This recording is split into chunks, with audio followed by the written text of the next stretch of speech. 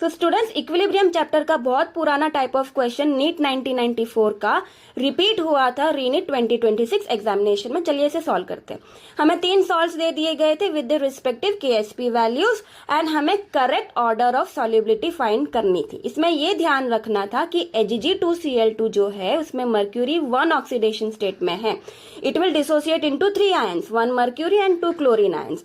सो 1:2 salts के लिए Ksp का फॉर्मूला होता है 4s³ एंड 1:1 सॉल्ट्स के लिए केएसपी का फॉर्मूला होता है s²। I hope you know that s is the molar solubility. इसी को कंपेयर करके हमें करेक्ट ऑर्डर फाइंड करनी है। जो फर्स्ट सॉल्ट है AgBr, उसकी केएसपी की वैल्यू दी गई है 5 × 10⁻13।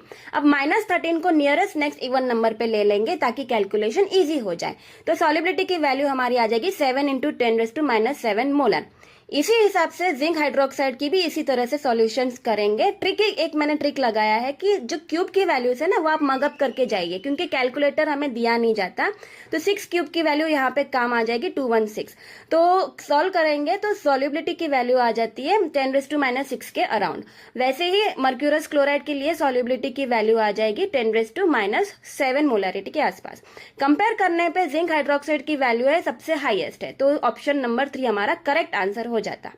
ये सब आपको नहीं करना है, और अगर आपको 10 सेकेंड्स में इसे सॉल्व करना है तो एक ट्रिक बताती हूँ, ध्यान से सुनिए। जो केएसपी वैल्यूज में जो एक्सपोनेंट का नंबर है ना, आप सिर्फ उस पर ध्यान दीजिए। जैसे कि AgBr में 10⁻13 और जिंक हाइड्रोक्साइड में 10⁻15। उसे डिवाइड कीजिए आप नंबर ऑफ आयंस में। कौन से आयंस जिसमें वो डिसोसिएट होते हैं, तो आपको जो वैल्यू मिलेगी ना, आप उसी को ही कंपेयर कीजिए।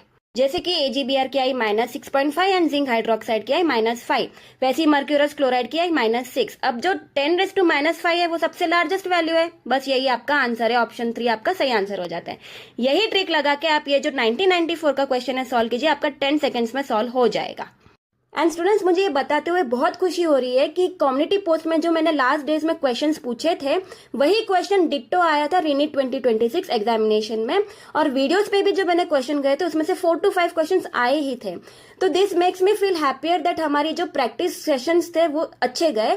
Please like, share and subscribe the channel, that motivates me.